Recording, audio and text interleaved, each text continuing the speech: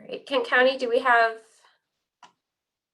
your team in here? Are we still waiting on Ashanti?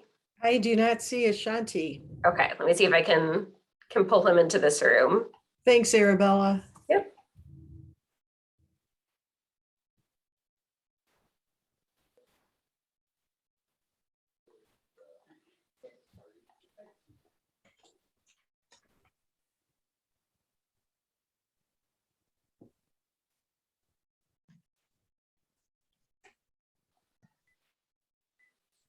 Okay.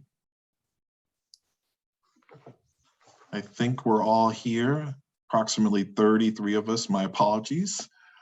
Technical difficulties. Ashanti Bryan, again, Director of Early Childhood Services at IFF. I live in Grand Rapids, Michigan, in Kent County, and I lead our early childhood work at IFF across the Midwest. Very briefly, I'm going to share my screen because there were some technical difficulties earlier, and we had to just provide some voiceover. I think we got to a slide earlier, I think, Arabella, correct? Eventually. But okay, I am not able to share. Okay. Did you just want to share the Kent County slide that we had in the presentation, or did you have an additional slide? I had separate slides, but I can just talk because I really want to turn over the bulk of this time over to Anne-Marie Valdez in First Steps Kent.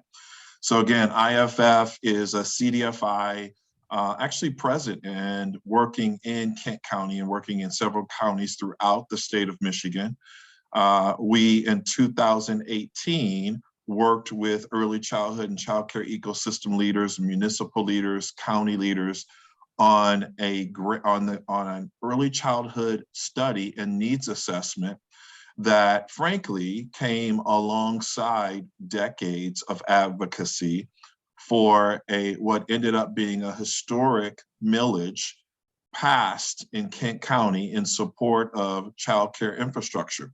So I really want to turn it over to Anne-Marie Valdez from First Steps Kent to just share the story of that, learnings, and where things are now today with that historic millage in the state of Michigan, and potentially open up for a couple of questions just to advance our conversation today. So Anne-Marie. Yeah, absolutely. Thanks, Ashanti. And as I mentioned, in the full group, it was 2018 when we were able to generate this historic dedicated funding through a property tax increase in Kent County. And it does generate around $5.7 million per year. And originally we were funding through two gap analyses that Ashanti mentioned, and we did one in 2017 as well. IFF did one, I think, in 2018, where we identified the largest gaps for services for early childhood, and thinking about it at a systems level and what we needed to build for infrastructure. And I will give you a couple for instances, in partnering with our local school district, which is over 22 school districts representing, nearly 150,000 students. These partnerships have developed in this cross-sector way, not just with education, but also with the business community, which has helped us tremendously.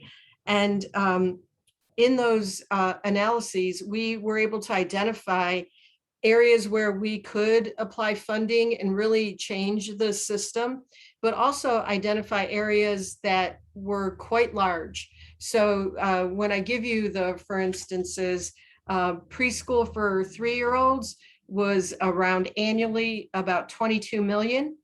Childcare infrastructure to truly build that would be, in 2017, we identified about 20 million annually, but it's much higher now, especially since the crisis.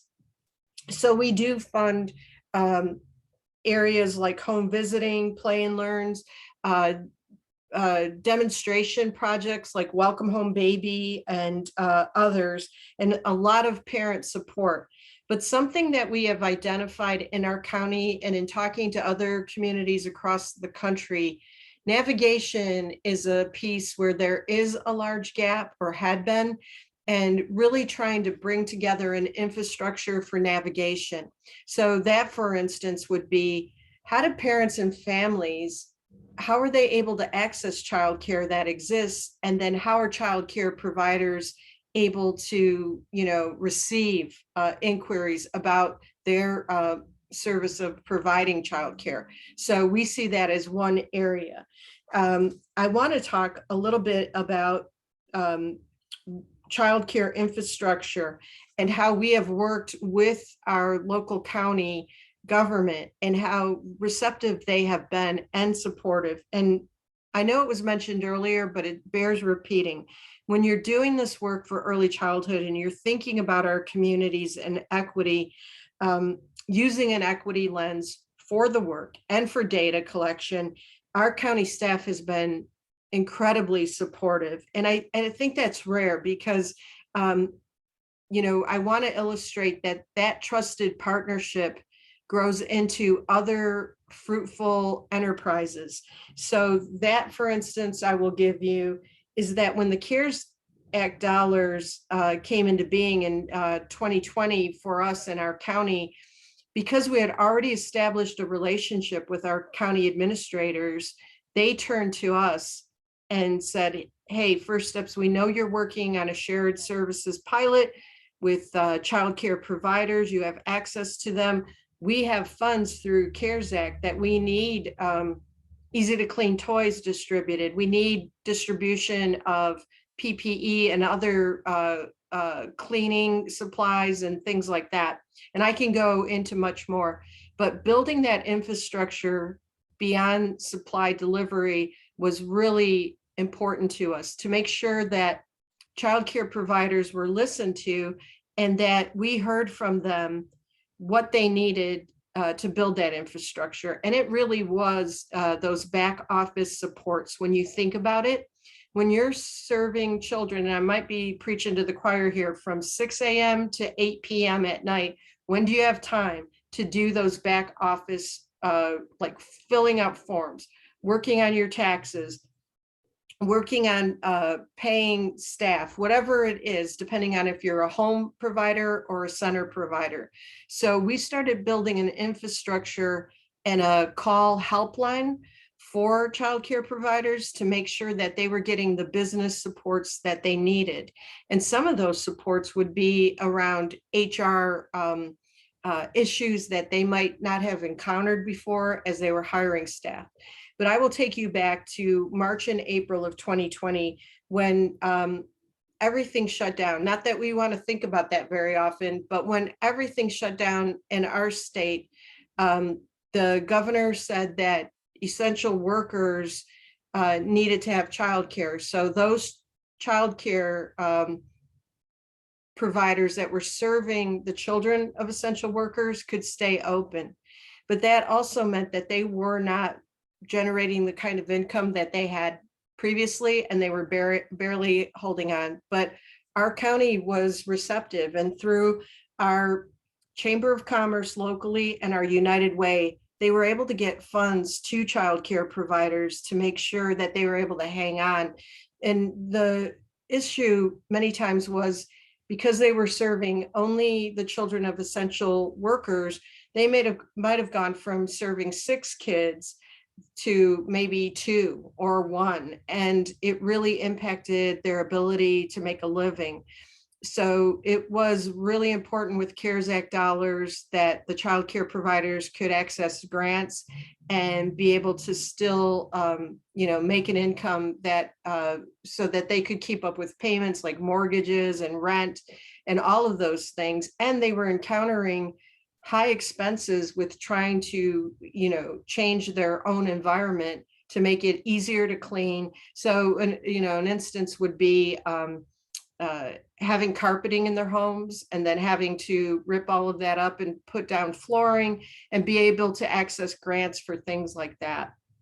I think that now when we fast forward to 2021 and the new stimulus dollars that are coming into our state, We know that we have built an infrastructure in our county, but it still isn't enough. So we've been working actually with our state. Ashanti's been really essential in this work with the cities of Detroit and Battle Creek and Grand Rapids and Kent County, making sure that we're hearing from childcare providers and feeding that up to our state so that the planners of the funds that are going to come in through the American Rescue Plan, that they know what is needed here. So our state already received $1.4 billion specifically for childcare. 700 million of that is going for stabilization grants. And it's really important to make sure, and I think someone spoke to that earlier, it might have been Nicole, talking about making sure that those funds cover what really is needed. So that is where we are now. And we have the constraints and requirements of getting the funds out quickly, but we wanted to have that forethought of making sure that the funds that are coming into our community are really making the impact that we want to help support childcare providers and making sure that we're listening to them as to what they need. And the same thing will happen again, where our Chamber of Commerce and our United Way will work together in partnership to make sure that childcare providers are getting those grants. And our state goal is to have at least 90% of our current childcare providers receive those stabilization grants. I'm going to stop there, Ashanti, see if there's any questions, and we can go from that. Yeah, I think we should open up for questions. Again, there's so much to the story of how the Ready by 5 millage passed in Kent County. Again, decades of advocacy or so. A couple of quick notes, just in conversations, Anne-Marie, with some of our previous county officials. They talked about how the fact that in Kent County in particular, historically, across a really diverse region or so in Kent County. We have rural areas in Kent County. We have more highly populated urban areas in Kent County, that we, across those diverse regional areas within our county, we have historically supported millages that support children. And so all of our school millages have passed historically.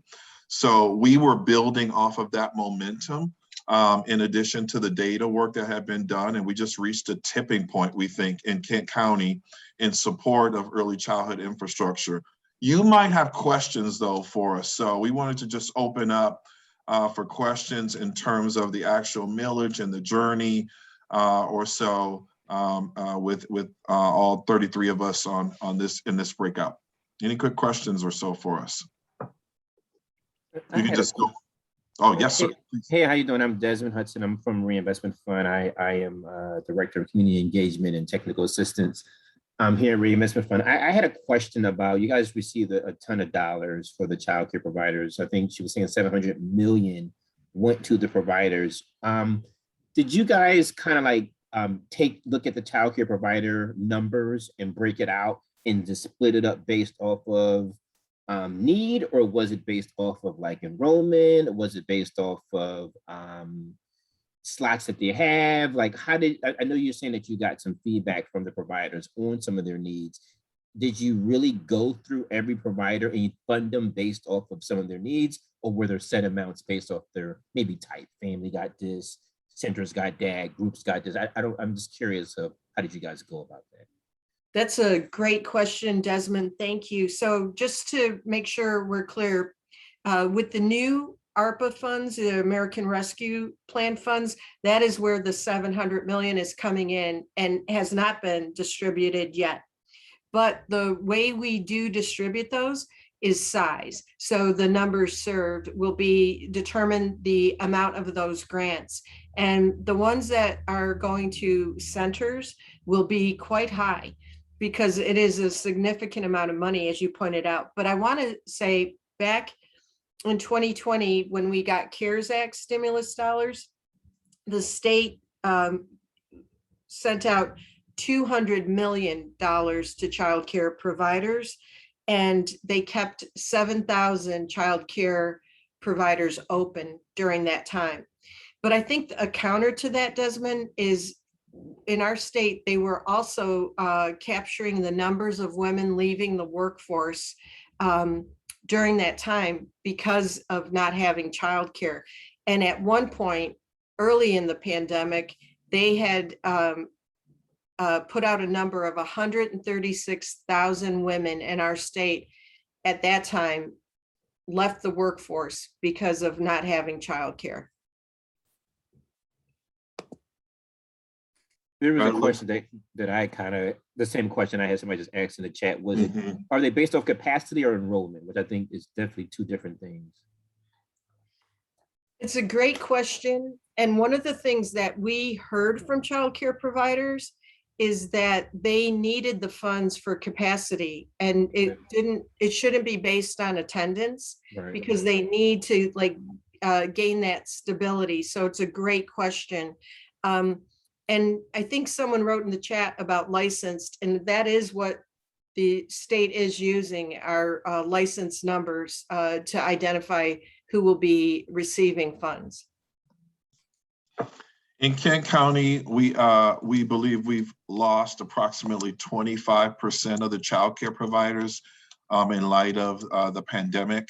We are actually in the process and wrapping up in the next 60 days an updated county-wide childcare study funded by the W.K. Kellogg Foundation. So we had a 2018 study, but we're now looking at 2020 data to really have an updated analysis of the entire county, planning on having conversations and elevating these conversations with our county officials, et cetera. We also think that this investment into childcare infrastructure helped us to brace for the impact. And so we probably could have had an even larger percentage of loss of childcare providers had we not had this 2018 millage to just support our infrastructure in Kent County. Do you agree with that, Anne Marie, based on everything that we've heard over the last almost 2 years now? I agree very much, but one thing I just want to clarify is the millage dollars are separate from some of these stimulus dollars that we're talking about supporting childcare. Just want to make sure I clarified that. Any other, go ahead, please. Hi, Carla Plaza with Prince George's County in Maryland. Going back to your gap analysis piece, is this something that you did specifically with childcare providers, or was there also community voice in that? I'll let Ashanti answer that one because IFF did the specific childcare one. Yeah, so that was with ecosystem leaders. It was also with childcare providers, but parents and actual community members also contributed to that 2018 analysis. Again, the difference is the 2018 analysis for us was the largest city in Kent County, which is Grand Rapids, Michigan. And now we are updating the study to include the entire county.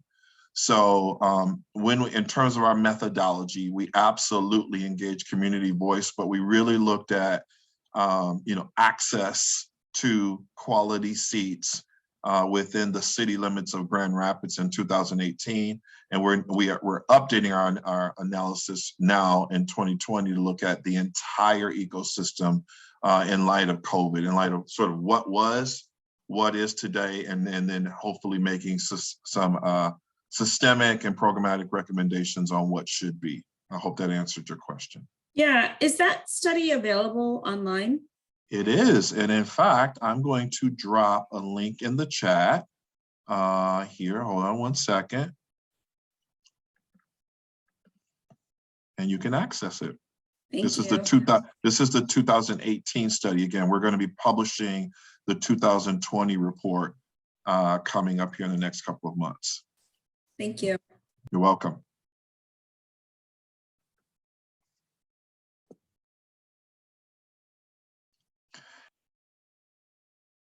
Anne Marie, as we think about the future of the millage, and obviously we have this moment of investment in light of COVID into childcare in Kent County. But as we think about the future of the millage, what are you forecasting in terms of First Steps Kent's role, ecosystem leaders' role with continuing to advance investment into childcare in our county? What are you forecasting? What would you share?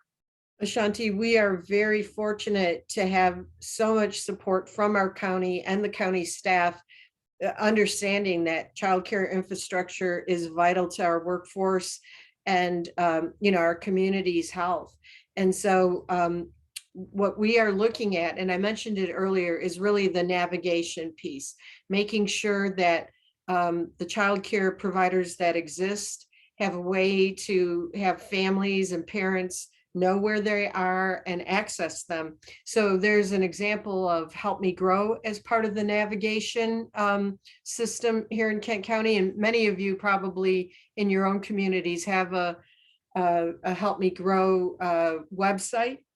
And we had to knit together with Help Me Grow many other navigators in our community, because what we discovered is there can't really just be one, because it's too big of an issue of navigation. So bringing those together, our county has been very receptive and understands that once the stimulus dollars are gone, we're still going to have to support childcare providers, and we're going to have to build that infrastructure and make sure that navigation for families is available. So if a parent has to go back to work, they know where to find existing childcare and they know how to learn about what is offered there. And I would just bold on the need for data to help inform what investment will look like in the future. One of the area of most impact in terms of the loss of providers was really our home-based providers in Kent County. And specifically in some of our high needs areas or so. So I would just emphasize the need for partners like CDFIs and others in partnership with county and childcare ecosystem leaders in really looking at this moment where we can invest, but also the opportunity to invest long-term in the infrastructure. Thanks, everyone. Thank Great. you.